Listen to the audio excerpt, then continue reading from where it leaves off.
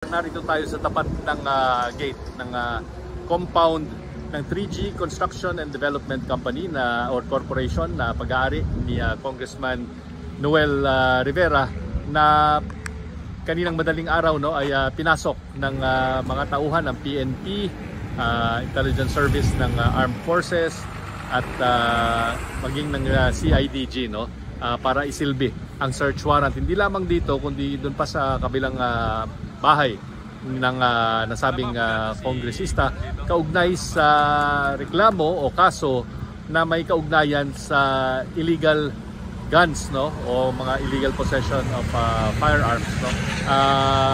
Maraming mga sundalo ang at pulis ang nagpunta kanina po dito at nagsilbi ng search warrant, pero tumagal hanggang halos tanghali itong nasabing pagsisilbi ng search warrant.